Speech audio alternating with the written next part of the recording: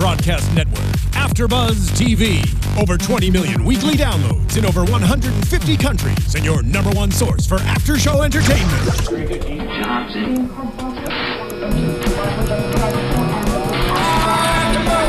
AFTERBUZZ TV, the destination for TV superfans, producing after-shows for over 300 of your favorite TV shows, interviewing celebrities and showrunners, and bringing you behind-the-scenes exclusives. All thanks to E! Entertainment's Maria Menounos, producer Kevin Undergaro, and internet leader Akamai. Now, let the buzz begin! Hello, welcome to the AfterBuzz After Show. Here at AfterBuzz, we're talking Killjoys. That's right, guys. This is the Killjoys After Show. If you have not already, go to youtube.com/AfterBuzz. Hit subscribe. Go to iTunes. Hit subscribe. Go to SoundCloud. Hit subscribe. Join the conversation on Twitter, Instagram, all of those places. You can tweet at me at Yael Tygiel. That's YAELTYGIEL. Use the hashtag ABTV Killjoys. And here I'm with my lovely co-host Stephen Lemieux. Man, Freebird. Yep. Thanks for calling it out. In case people didn't know. And Zach. Operation Freebird. Yeah. Zach, say hello. Hey guys, thanks for joining us. What's happening to you two? I don't know. We're just getting enraptured in the music. We gotta use less good music because we get too into it. Well, Seriously. All right. I want to jump into this episode. Before we begin, thoughts on the episode? Thoughts? I mean, this is another top quality episode. Yeah, it was a really good episode. I was a big fan of everything that happened. All right. No, I mean, it's great. I like that we're starting to get some answers. Yeah. Seems like we're starting to figure out more. And like they're not going to just bait us along for who Khlyen is forever. I mean, I'm just glad that I was semi-right. And that, because I said that like everyone was thinking Khlyen was this big bad guy, and I thought he's a bad guy, but he's a small one. He's not the main overarching villain of this entire story. Oh, I thought you were going to talk about how you thought you were right because he's level 6. I think I predicted that once, but I wasn't quite sure about it. I wasn't going to say that I was dead set on that. I think that was off the cuff. But no, I like where they took his character. I like what they're doing with it. And I like that we get the backstory between him and Dutch a little bit more soundly before they went into this storyline, because it kind of makes more sense to kind of have him, because we understand why she's so cut up about killing him, or whether wanting to kill him, you know? Right. Because we never understood, he put her through all these terrible trials, but we never got the other half of it, where he was actually a good person to her. He helped her out. Yeah. So before we jump into that, because I do want to talk a lot about Khlyen, I want to start with this computer that we've been introduced to.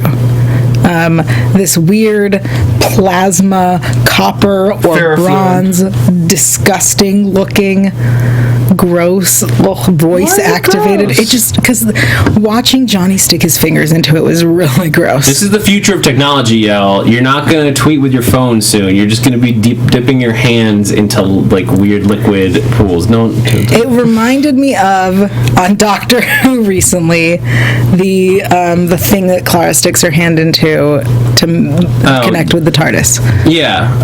Well, I mean, the idea of a bio-organic sort of computerized system, the idea of combining computers and just normal biology, it's something the show has already started to explore, so it makes sense that we're getting a little bit more of it, because we have the neural link, which when they took it apart, they're there's part of brainstem just in there. I just really liked that if you look at any is things sounding weird to you? Yes, too? I'm joining the cool kids and taking off my headphones. I don't know what's sounding so weird. But what's really awesome about it, I think, God, I totally lost my train of thought. What's really awesome is, if you think about it, our military has technology that's way beyond what we think is currently out there. They have tech that we think is 3 years down the line. So in this case, theories say. Please tell us. No, but there's confidential weapons and things like that, because the military gets a lot of their funding, so a lot of research goes into the military. So in this case, the RAC has technology that people think is a few years away, because they're technically the military, and we're finding out that they're really from another place and come in, and we find out that they come into places and that need kind of corrections and basically become the correction. So the rack, which we thought was what the company did, it seems that the rack is actually the thing that is keeping everything under control, and the rack's the one with more of the funding. Yeah, I didn't take it as they have this technology because they're military. I took it as they have the technology because it's tech from outside the Quad. Because like they start talking about the what do they call it, the J or whatever. That's like referring to the bigger what's outside the Quad. Yeah, right. Okay. I think so. Yeah. They just sort of dropped that term. Didn't explain it, right? And I started I had to go rewind, and be like, did I miss where they said what the hell? The J? No, I think I don't know what that means. What? But I like this, the idea that the rack is almost like a peacekeeping force that sort of comes into the situation. I don't know that that's exactly what it's going to be, but that they could come in, be like, okay, we're going to. This system is broken. The company is messing all kinds of stuff up. So we're going to introduce the rack to maintain order by tricking all these people into becoming bounty hunters for us, and by picking and choosing what they do, as long as they remain, they do enough for the company and other people to keep their cover. They will. They effectively become a judicial system. A judicial system combined with a spy organization, a clandestine secret bounty hunter peacekeeping group. I'm trying to come up with a funny name for it. That's not. I feel like it's the rack is the government's black ops, the main system, not just the Quad, right? But within the universe, the human government. Whatever the overlying human government is, the rack is their black ops system that is under the name of the rack, but it's really for the government and nobody knows. But they send it into systems to keep tabs on everything that's going on and keep control. Is there an bigger government? Because they've never hinted at that. There has to be. I think the company is the bigger government of the Quad. Of the Quad, but he's saying somewhere that let's just say it's the solar system that runs. The next step up. You think something else that's running the company? If there's a way for a ship like the Rack, their gigantic warship, to work inside the Quad and then have come from somewhere else, there has to be a somewhere else, and there has to be a system set up in that somewhere else that decides where these Rack ships are going. So the Rack is part of that. Whatever government is outside of the Quad, the Rack is part of that, and people don't know it. That's what I feel. And I feel like the Rack is their undercover way of keeping tabs on all of these alien systems that they have people living in without people feeling like the government is watching over their shoulder at every step. Hence level 6. Hence level 6 is basically the only people who know what the government's true intentions are. Right. I like a lot of that. My only thing is that I don't think that there is what we think of as a government, governing all of the different planets or systems that are inside of this galaxy or this quadrant of the galaxy or whatever it is. The J. I doubt that there is one government that could oversee it officially from a forward-facing perspective. So the Rack, I don't think the Rack is the Black Ops part of it. I think the Rack, if it is any part of it at all, is just the entire thing. It's sort of like a Board of Shadowy Figures thing, where we find out that all the world governments are actually run by a small group of people secretly pulling strings here and there. So the Illuminati?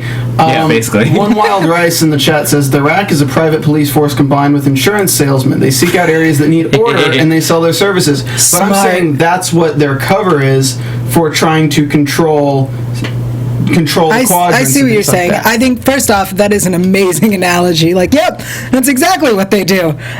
So I appreciate that. Thank you to our chat room friends. Are you guys familiar with Halo at all? Yeah. You played the Halo games? Have you read the books at all? Yeah. So what's always interesting... So disappointed. Here's my geek card. No, yeah, we'll take that. No, this is deep level stuff. This is deep level stuff. But in Halo, it's called the UNSC. And the United whatever. It's the UNSC. Across the galaxy, the UNSC is the Earth's... Basically, humanity is represented by the UNSC. But within that, there are planetary systems that were part of the UNSC to colonize those systems, but But then due to the lack of government and the lack of them being able to watch them from a main cluster force, does that make sense? Yeah. Following me? They break off because they want to do their own thing because they're in these systems.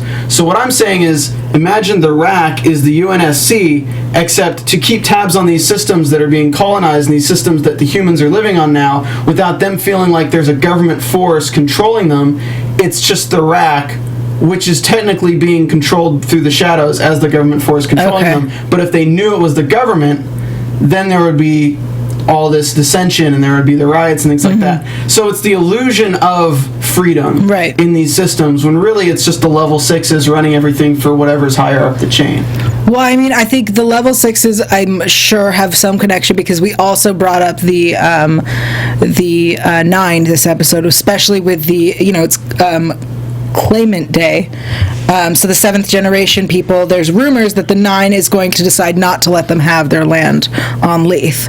So I think the 9 is involved with the level 6s. Wow, so many numbers in this episode. Also Red 17. Red 17, and Floor 71. That confused the hell out of me. Which we will talk about when we get to Khlyen. I want to finish up this computer thing before we move on. I just recently started watching Doctor Who for the first time, so thinking Floor 71. I want to get a promotion to Floor 71. Season 1! I'm so excited! Sorry, we're really excited that he's watching Doctor Who now. So this computer thing, which is voice activated. So I have a question. Do you guys believe Khlyen is the only one who has this computer thing, or are there other computers on the rack that may belong to other people higher up? Not at the rack. There are definitely other of those computers out there. Right. I think that he's the only one in that rack. building. Okay. Yeah, I think at the rack, there's only certain people who know of Klein's existence. And I think it's only that upper echelon, because, I mean, it's a gigantic space station. You can hide the fact that somebody's on it pretty easily by just having another docking station and airlock. Right. Honestly. So I feel like it's only those upper stations. I'm surprised that they don't have, an elevator. I think they do, but it was on lockdown. The power was out. Okay, because running upstairs, it's kind of funny they that they're fried all the electronics. Right, The elevators were and I like how out of order. The floors, the only difference is the lighting becomes greener and greener as you get to the top, and then it's like a blue-green top. Yeah, they were using some heavy green lighting. There was that one moment where Dutch is sending Lucy away with Dakota, and she looks like she could be Gamora. She's not green accents. She's just green. Captain Kirk would be proud. I really want to see her and Gamora fight. Right? That'd be so I mean, just now they're look, there's some alternate universe casting. But with the computer, I feel like multiple people have these computers. I don't feel like it's a set thing. I feel like those computers are so advanced that the files on them are just so far more advanced than anything that Johnny's ever seen. And Johnny stole some of the liquid. Nano fluid. The plasma-y whatevers. I want to give a shout out to the props department on this. Okay. Because it takes so much imagination to design something like this, where literally all they had to do was take a metal bowl, dress it up, put black fluid in it, and then put a speaker underneath so they could play noise and have the water jump up. But it's just so well done with as the hands get close, the water so well done. So you don't even need to use CGI because I'm pretty sure it was VFX. I don't think it was. The way that the liquid reacted around his hands, I would be surprised if it wasn't. I really don't think it was VFX. I have no clue. If you guys know, tweet us. But if it was practical effects, I think it wasn't water. I think it had to be something thicker so that it could make the shapes. Yeah. But it was whoever awesome. was responsible for it. Applause! Yay! But I liked the effect when he put his hands in. And you see his eyes and puzzle pieces and things like that. It really gave cool. It gave the impression of it using your mind as a processor. Yeah. It was kind of a really cool. Yeah. I absolutely love it. I want one. I mean, it creeps me out, but I want one. The effects of the little diamond shaped things that were popping up in front of him as the file system, that's the operating system. It's just it's cool. I mean, we've seen a lot of really cool computer systems this season. If we remember way back in the second episode with Rio, we had the iPad that language was like dots, different types of dots. Yeah, I mean, look, on TV right now, because of visual effects and the idea of three-dimensional operating systems, like, a lot of shows have tried this out. Like, you look at, like, Minority Report a few years ago, Right. Not the TV show. The movie. The good one, the movie.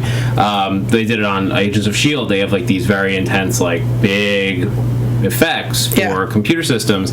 To some of them it feels like this is unnecessary. It would be way easier to just have a computer screen. Yes. But this one, like, you got the sense that, like, what we were seeing didn't properly even describe it. Like, he was whatever what Johnny was seeing was something completely different. Right. Like, it just interacted with his, like, neural cortexes or whatever, and he saw something completely different, and all he had to do was think about the files, and that was it. And speak a little. I'm going to make a prediction. Yeah. I predict that computer is the only way Khlyen can contact people outside the quad. So the computer system-ish is very similar to, this is going to sound real silly, it reminded me a lot of on Supernatural when the demons they like cut a throat and make a bowl of blood, and then the blood bubbles and they talk through the...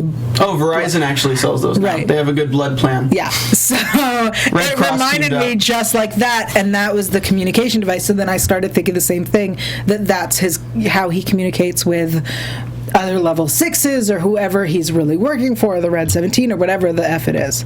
Yeah. I think Klein's going to be flying blind next episode. Yeah, I think so. That's what my next question was. At the end, when Johnny takes a sample of the fluid, a little for Carlene and a lot for Johnny, and then we saw the computer was still... It looked like frozen, right? Like a computer screen freezes. I mean, he basically, like, took out a microchip from the computer's processor. Like, it might not seem like you took a big piece of it. Like, maybe it should be able to work. But if you take a chip out of the motherboard of a computer, it's not going to function. Right. But what was... I guess Klein's look of horror in that moment, I read as sort of twofold. Like, he took part of the computer itself, so like that could be real bad. But I sort of expect him to be able to fix it. Klein's not a dumb guy, and if we're playing him to the height of his intelligence, they're all about that. He would have a backup. Yeah.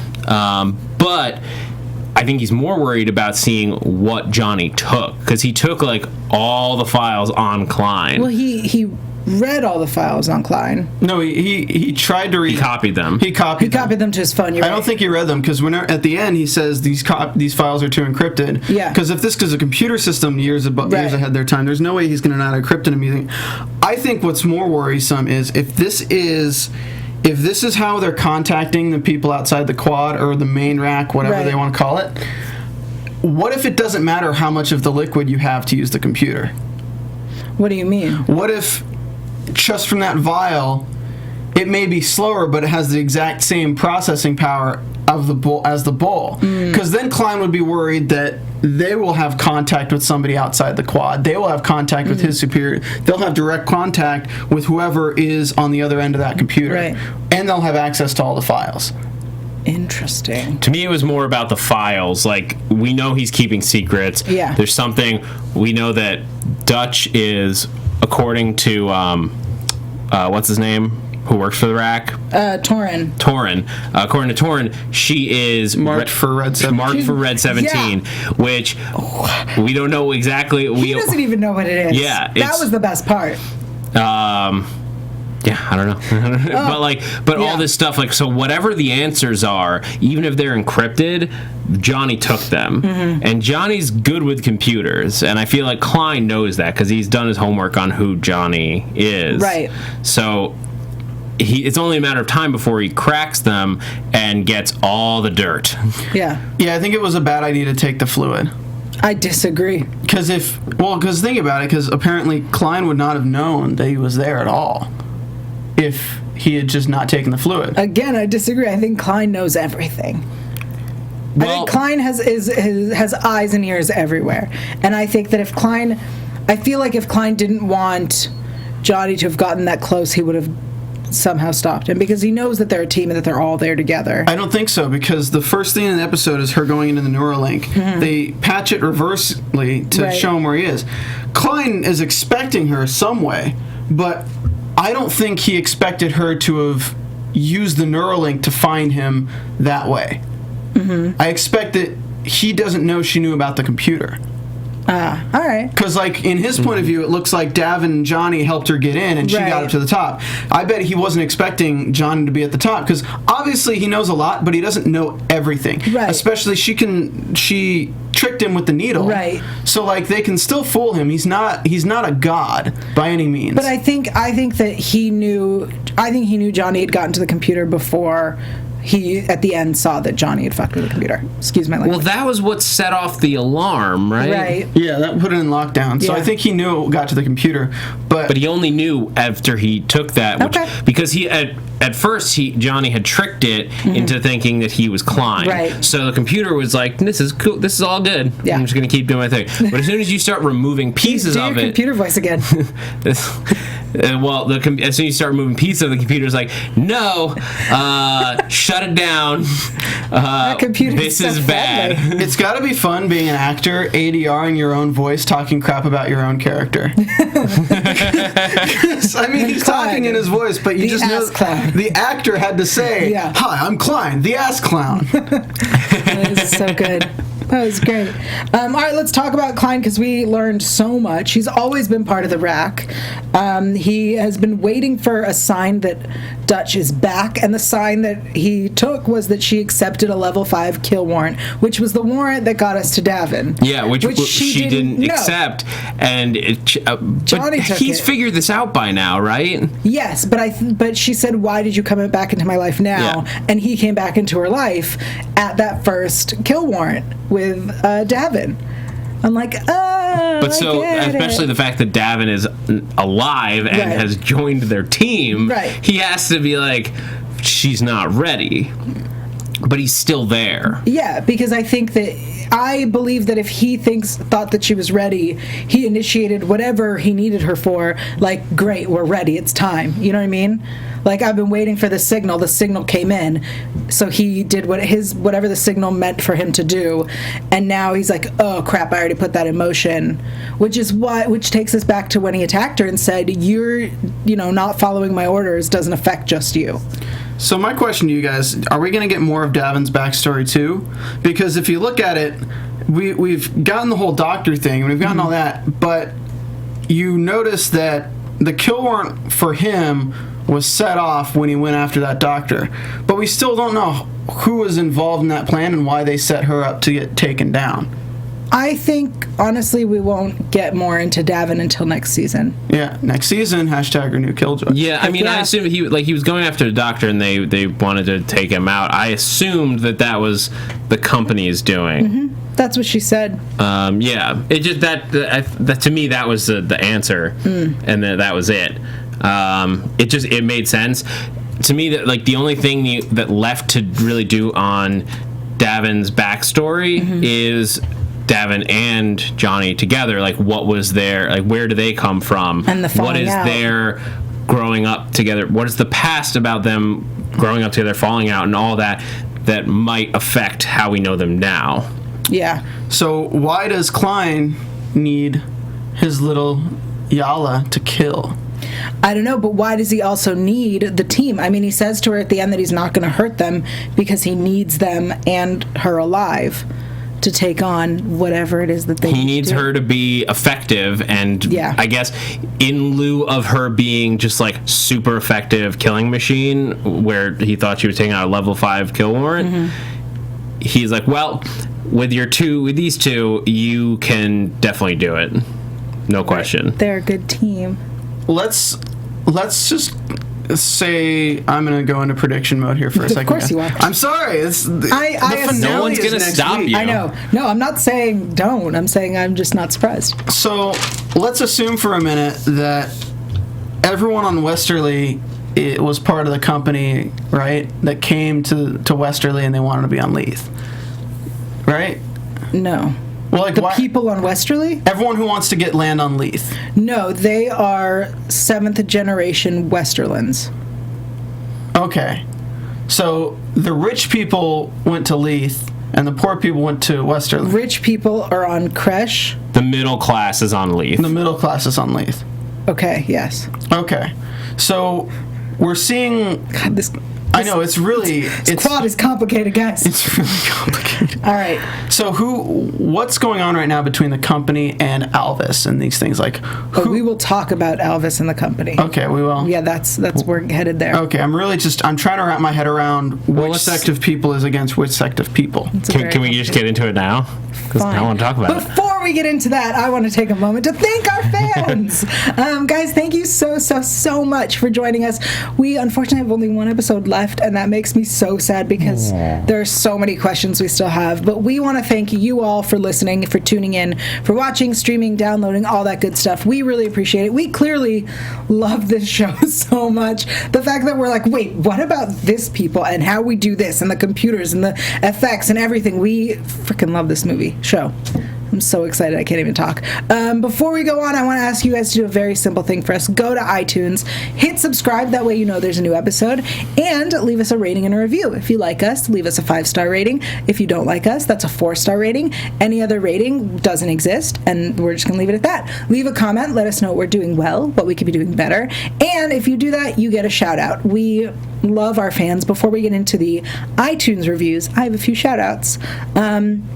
Morgan Kelly, who plays Alvis, has been tuning into the after show. Yay! So thank you, Morgan Kelly. As we all know, I'm a big fan of Alvis. And the roots may grow. Will grow. The roots will grow. I'm a big fan of the way they dress the monks in this show. I have to give a shout out to Aaron Ashmore right now. Okay. Because he just direct messaged me on Twitter saying he believes that the 24th will work for coming on our after show for the finale.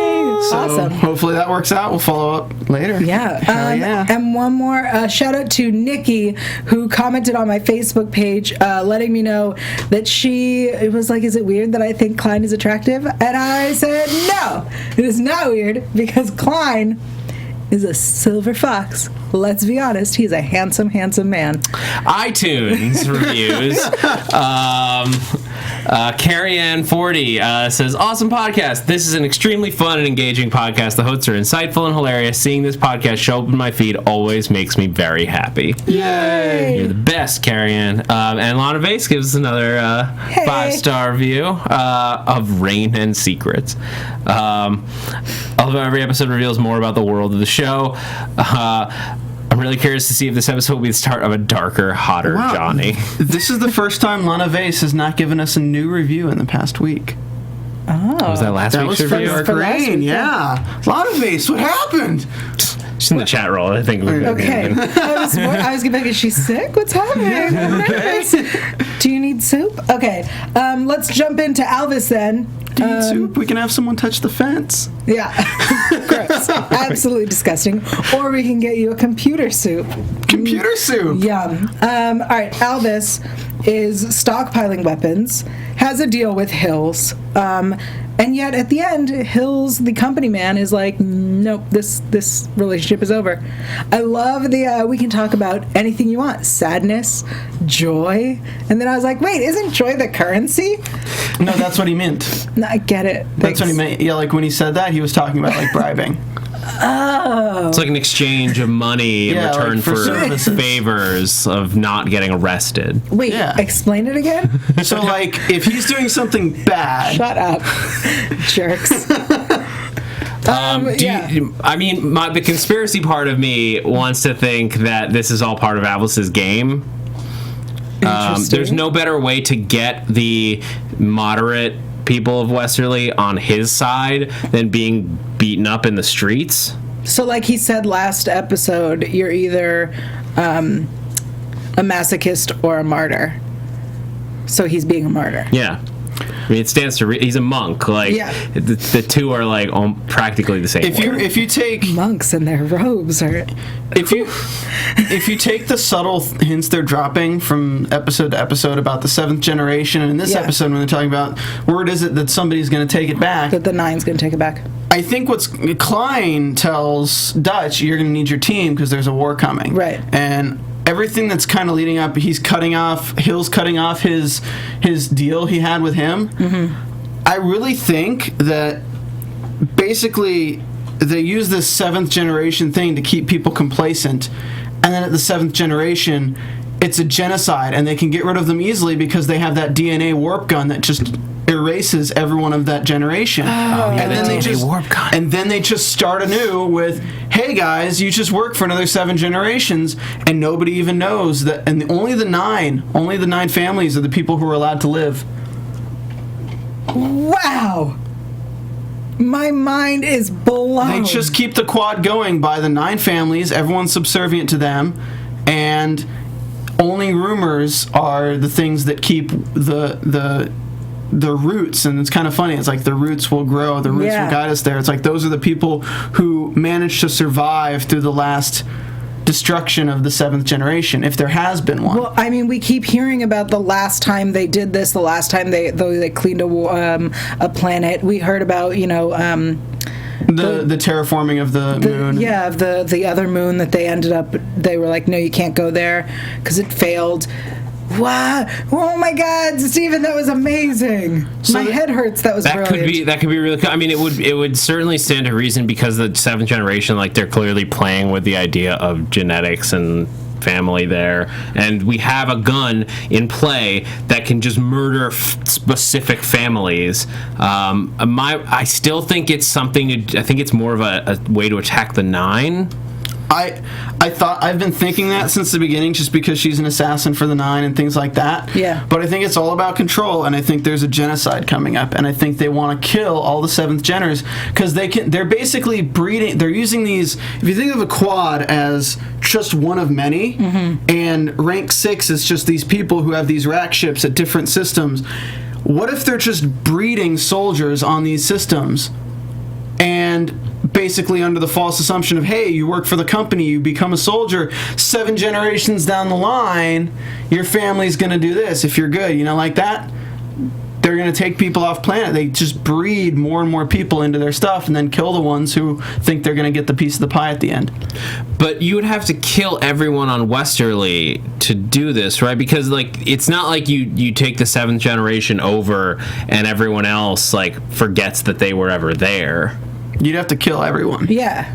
I think the idea is that they're going to kill everyone. They just burn down Westerly? Which is, I mean, we ended up in, again, the episode with Rio where we saw the Badlands, right? Which is where they had this. They did try to kill almost everybody. And some people survived. And I think that, Alvis shows us the people who are trying to survive in the tunnels. And that maybe those are the people that survived the last time. Oh, this is crazy, man. It only takes about 50 years for stuff to become faded in history. I mean, if you really think about it, it doesn't take that long. It takes less. Yeah, it takes less nowadays. I mean, there's still things nowadays that people are like, that didn't happen. I know. Yeah, but like 2 generations later, whatever was before that is like pretty gone. Ancient history. If it's not being like reported anywhere, like regularly, no one remembers. I mean, we're looking at 60 years for the Holocaust, and there's people who don't believe it happened. Right. It's there. Like, if you're really going 7 generations, the only people who still believe that they could have wiped out and had a genocide 7 generations ago, slim to nil number, and I believe that's the religion. I think that's these people who are preparing for that because they've held on to that history for so long, knowing that it's coming again, and that's why they're spreading the dissent, and that's why they're stockpiling the weapons, because they're thinking of going to war with the 9 or with the Rack or whatever's going to happen. And I think we do have a war. Wow. So remind me, because let's go back to the DNA gun, because regardless of what happens, that has to play a big piece of this finale. Remind me who had predictions. Who had the DNA gun? Khlyen got it. Khlyen, well, no, he has it now, but like. Who had it to start with? Like, where was it supposed to be? It was on a transport ship. Going to... It was on a company transport ship. A company transport ship. And it got taken by the Big Joe. But we didn't know where it was destined for. No. We just knew it was a company ship. Okay. So... obviously, the company and the Rack are working together in some way, shape, or form. Well, they normally do business together. Right, because the company is the Rack's biggest client. Yeah, it could easily have just been like who they were hired out by, but I think Hill's dying next episode pretty gruesomely. Wow, this is such an amazing... I think it was going for the 9. I think it was meant to do something like you're talking about. Maybe they even have another one. I think that, like... Oh, if there's one, there's a bunch. I think there's going to be basically the 9, like, coming out to give a speech to all the seventh Jenners, and then somebody is, like, as soon as they say, this isn't happening... Right.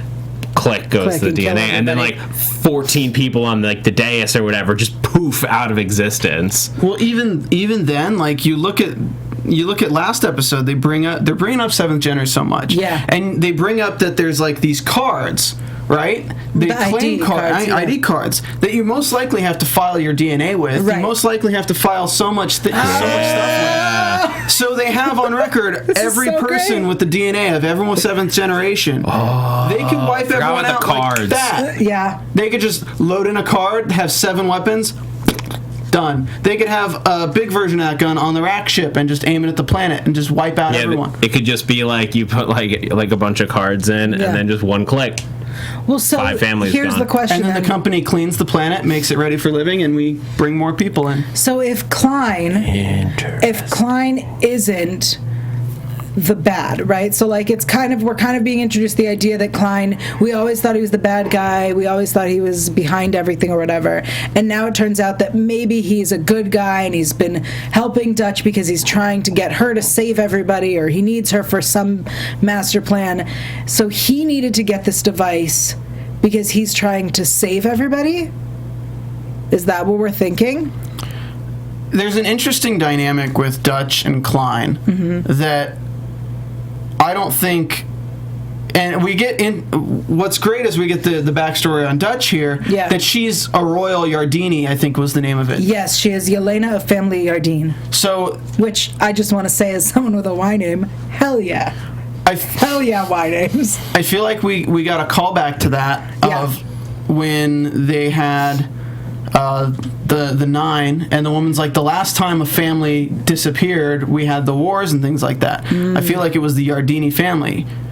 But she's not from Kresh.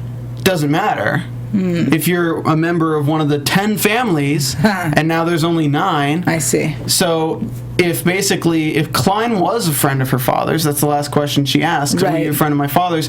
If Khlyen was loyal to her father, but he was also a member of the RAC and knew what was going on, maybe this is revenge, and she's going to wipe out the 9 instead of the people on Westerly. The company still thinks everything's going as normal. Right. Wipe out all the 7th Jenners. What if Klein's goal is to turn the tide on them and wipe out the 9 instead?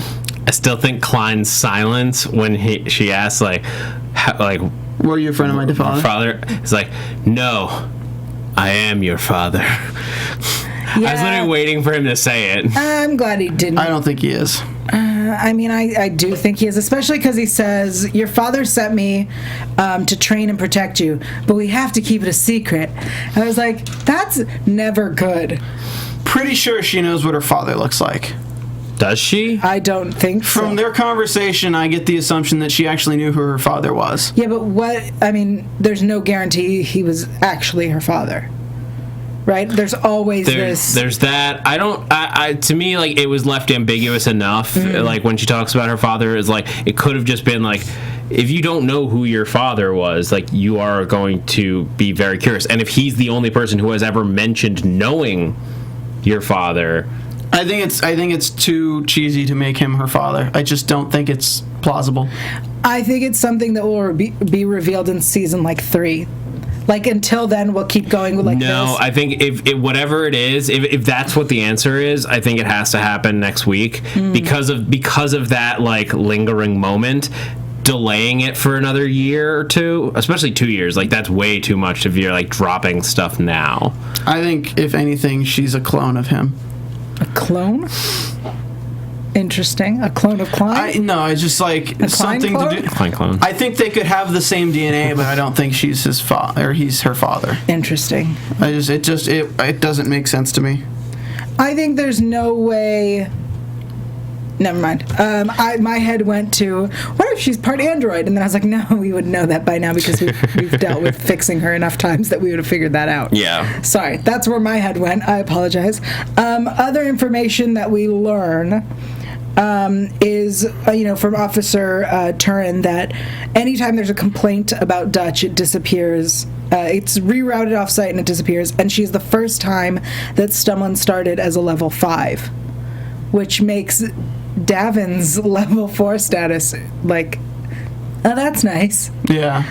Well, I mean, to me, that was just because she was highly trained already, right? Like, she was trained to be an assassin from, like, the age of 4. Right. So, stands to reason that she would join. But also now, that was just building towards the fact that Khlyen is the level 6. Yeah. So, all he had to do is basically, like, make a phone call and be like, she's in, she's level 5. Bye. Right. Click.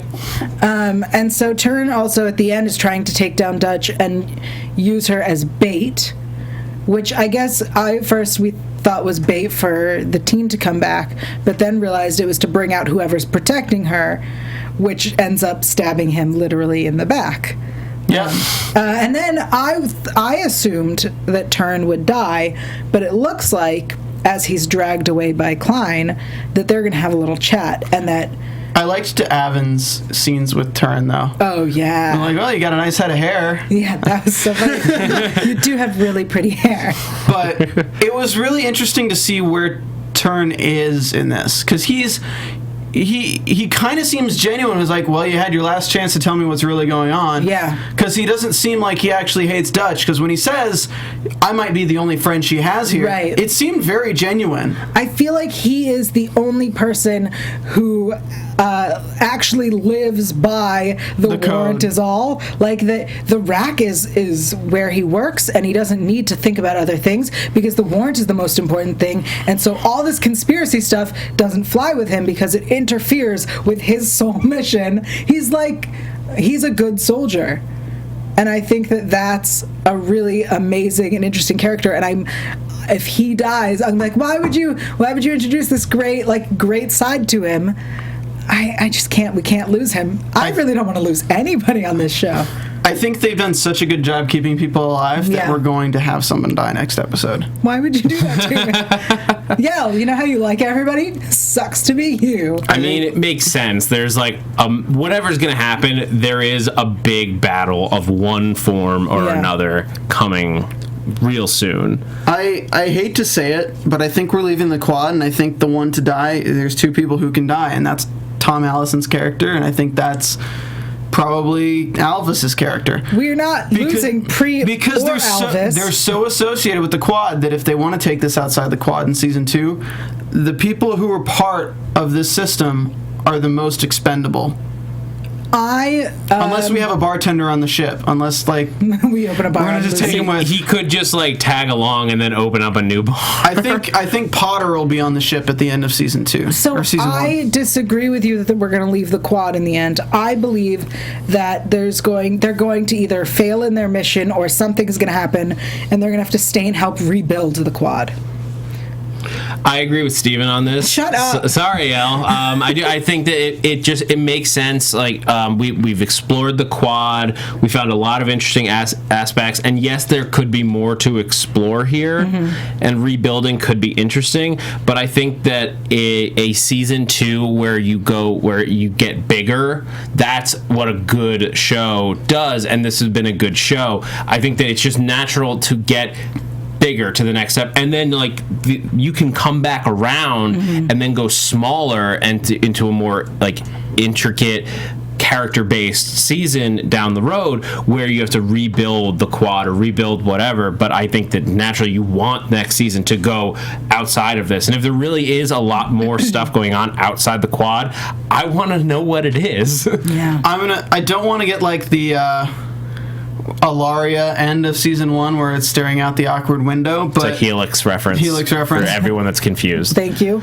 But I feel like Khlyen will die next episode, and his last words will be "Welcome to level 6," and she's gonna see the big picture. Wow, what a detailed.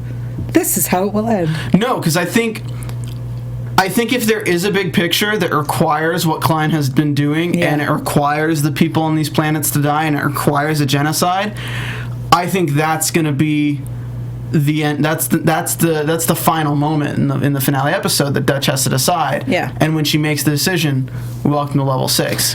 And and it's going to kill Khlyen at the same time. Welcome to level 6, or Welcome do to the we Red activate 17. Red 17? So 17 and level 70 or floor 71, not a coincidence, correct? I think it is. Yeah. No, it can't be, because otherwise that is the most confusing choice. Because I'm staring at it like, was it Red 71? Well, so What?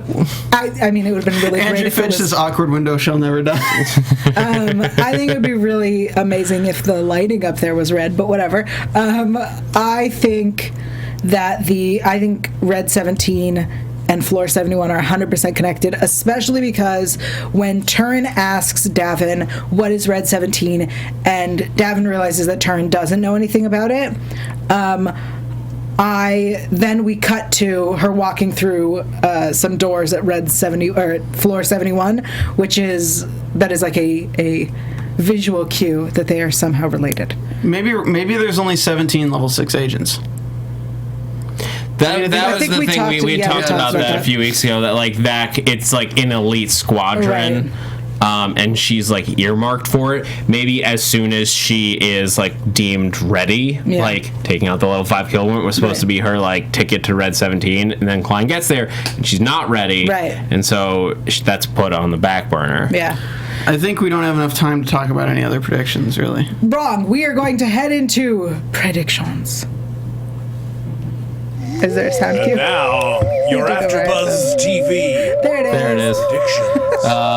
Okay, so before we get into it, let me tell you what was seen in the promo for next week. We have a Khlyen versus Davin fight, which goes back to Davin this week being like, "No, I'm going to protect you." Alvis is shooting one of his many stockpiled weapons. I believe the war has begun. And then we see a massive energy wave, which, after you guys brought up the DNA gun, I was like, oh. Ooh. Yeah. So that's what's in the promo for next week. Final predictions. The quad's gonna blow up. Okay. Like the whole quad's gonna blow up. Okay, like actual. Like at least one of the moons is going to not exist. Okay. So it'll be a quad with 3. Yeah, it'll be a... Okay. Or I guess I should say maybe the moon will still be there, but it will be devoid of life. And I think it's either going to be Kresh or Westerly. Oh. Well, Kresh is the planet. Kresh is the planet. Yeah. So it's going to either be Kresh or Westerly. Yeah. Okay. Yeah, I mean, I could see a powerful ending of the season as them leaving the system and everything in the system just being gone. Fire explosion, they just ride Lucy off into the sunset. Not an explosion. You know, explosions are so passe. No, but just leaving a dead rock. Yeah. Like a dead rock. Like every living thing is gone, but everything else is the same. Ghost town, and they're flying off, and Dutch is in the seat crying. I predict no one I love will die. Oh, I really liked him. Yeah, that's a stupid prediction, but that's what I predict. Did you also... This is a little thing. Did you guys catch the little nod to Battlestar Galactica in this episode?